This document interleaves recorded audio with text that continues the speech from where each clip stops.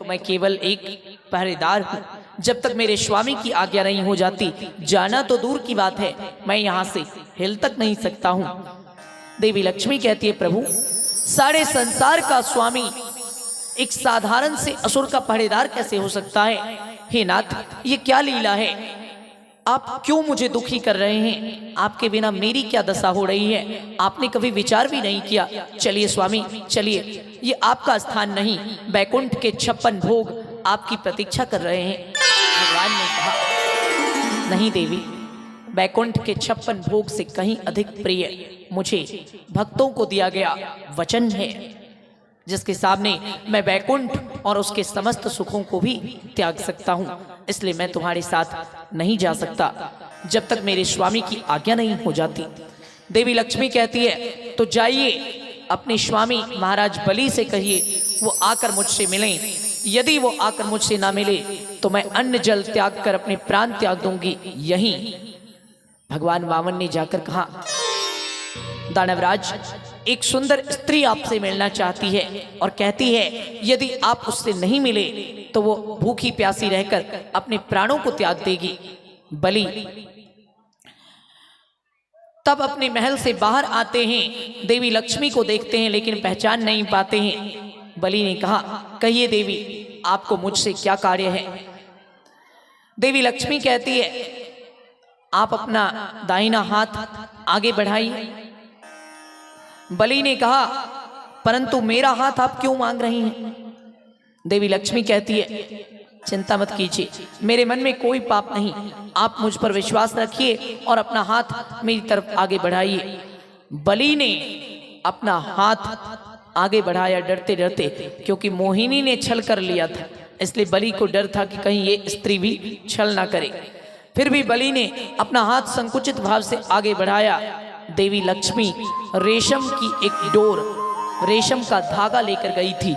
रेशम की उस डोर को देवी लक्ष्मी ने बलि को भाई मानकर उनकी कलाई पर बांध दिया। देवी लक्ष्मी कहती है, भैया मेरा कोई भाई नहीं है, मैं आपको अपना भाई मानती हूँ और मैं आपकी बहन बनना चाहती हूँ। अपनी बहन को स्वीकार कीजिए और आशीर्वाद दीजिए और आपकी आयु लंबी हो, आपकी सुख समृद्धि यूं ही बनी रहे, आप हमेशा शांतिपूर्ण और आनंदित जीवन जिएं।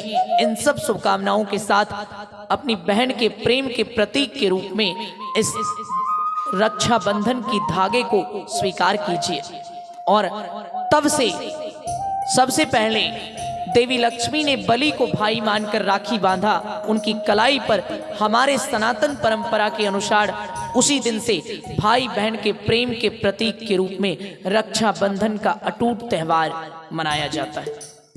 ये रक्षाबंधन तब से लेकर आज तक मनाया जा रहा है। राजा बलि ने कहा, बहन आज मैंने पहली बार जाना है भाई बहन का प्यार क्या होता है, भाई बहन का प्रेम क्या होता है।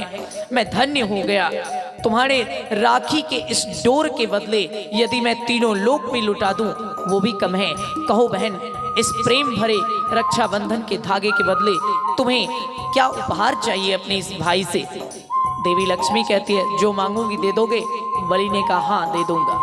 देवी लक्ष्मी कहती है, मुझे आपकी संपत्ति नहीं चाहिए। मन में सोचती है, मैं तो खुद लक्ष्मी हूँ, मैं धन संपत्ति लेकर क्या करूँगी? देवी लक्ष्मी कहती है, भैया यदि आप अपनी बहन पर प्रसन्न हैं तो मुझे रक्षाबंधन के उपहार के रूप में अपना ये पहरेदार दे दीजिए।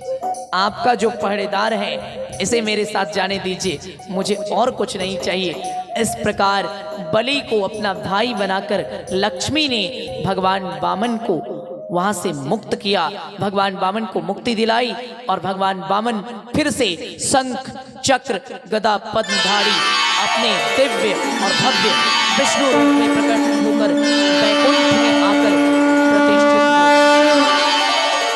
बैकुंठ में आकर उन्होंने फिर से वास किया। इस प्रकार भगवान को रूप की प्राप्ति पुनः होती है। बोले प्रेम से भक्त और भगवान की जय। श्रीमद् भागवत महापुराण की जय। श्री सुखदेव जी महाराज की जय। राजा परीक्षित जी महाराज की जय। भगवान वेद व्यास की जय। भारत माता की जय। गौ माता की जय। सत्य सनातन धर्म की जय। परम पुरुष परमात्मा की जय। अपने अपने माता पिता की जय। अपने अपने गुरु गोविंद की जय। यज्ञ पुरुष भगवान की जय। शेरों वाली मैया की जय। धर्म की जय हो। धर्म की जय हो। अधर्म का नाश हो। अधर्म का नाश हो। प्राणियों में सद्भावना हो। प्राणियों में सद्भावना हो। विश्व का कल्याण हो। विश्व का कल्याण हो। गौ माता की रक्षा हो। गौ माता की रक्षा करो। गो हत्या बंद करो। गो हत्या बंद करो। गो हत्या बंद करो। एक आवश्यक सूचना है जो कल के लिए है। कल रात्रि की कथा में भगवान श्री कृष्ण का जन्मोत्सव का कार्यक्रम होगा। भगवान श्री कृष्ण के जन्मोत्सव की कथा होगी और भगवान के शिशु रूप की झांकी भी आपको दिखाई जाएगी।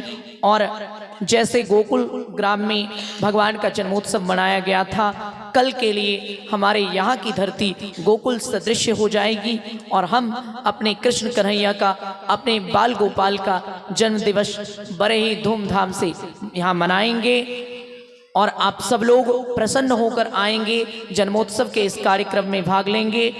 इसमें एक विशेष कार्यक्रम भी है। ठाकुर जी के बाल रूप की झांकी आपको दिखाई जाएगी और ठाकुर जी के बाल रूप को मैया यशोदा और नंद बाबा ने गोकुल में दही और हल्दी से तिलक लगाया था, वो तिलक कार्यक्रम भी कल यहाँ होगा। दही और हल्दी से ठाकुर जी के बाल रूप को तिलक किया जाएगा। उस तिलक में जो मुख्य यजमान होंगे वो यहाँ आएंगे, ठाकुर जी के बाल रूप को हमारे बाल गोपाल जो व्यास पीठ पर विद्यमान हैं उनको तिलक लगाएंगे, उनके प्रति अपना स्नेह और प्रेम व्यक्त करेंगे। उपहार के रूप में द्रव्य नैवेद्य जो भी आपको अर्पित करना हो दक्षिणा के रूप में आप हमारे बाल गोपाल को अर्पित करते जाएंगे और हमारे ठाकुर जी का आशीर्वाद लेकर फिर अपने अपने गंतव्य को चलते जाएंगे। ये कल के तिलक कार्यक्रम की सूचना है। जो भी मुख्य यजमान होंगे वो पहले आएंगे, अपनी सूची पहले ही हमारे सहयोगियों को दे देंगे, आपकी सूची बता दी जाएगी। आप मुख्य यजमान पहले आएंगे और उसके बाद अतिरिक्त समय में जो भी गणमान्य लोग और आना चाहें उनको भी समय दिया जाएगा। और कल बड़े ही धूमधाम से हमारे ठाकुर जी का जन्मोत्सव, हमारे कान्हा जी का जन्मोत्सव मनाया जाएगा। जन्मदिन को अंग्रेजी में बर्थडे कहते हैं, तो कल कान्हा जी का बर्थडे होगा। बर्थडे कैसे होता है? आप अंग्रेजी में किसी को बर्थडे विश करते हैं तो कहते हैं हैप्पी बर्थडे। तो कल के लिए आप सबसे निवेदन है, आप लोग एकदम प्रसन्न होकर आएंगे, आप लोग हैप्पी हैप्पी होकर आएंगे, नए नए वस्त्र पहनकर आएंगे और यहाँ हम लोग धूमधाम से कन्हैया का बर्थडे मनाएंगे। आप हैप्पी रहेंगे, यहाँ बर्थडे होगा, दोनों मिलाकर हैप्पी बर्थडे हो जाएगा और कार्यक्रम संपूर्ण होगा। तो सभी लोग आनंद उत्सव में भाग लेने के लिए आएंगे और हम लोग बड़े ही आनंद के साथ कृष्ण कन्हैया का, कृष्णचंद्र का जन्मोत्सव का दर्शन करेंगे, जन्मोत्सव की झांकी का दर्शन करेंगे और जन्मोत्सव के कार्यक्रम में भाग लेंगे और बहुत आनंद मनाएंगे। बोले प्रेम से बाल कृष्ण भगवान की जय। यही सूचना थी। ओम नमः पार्वती पतये।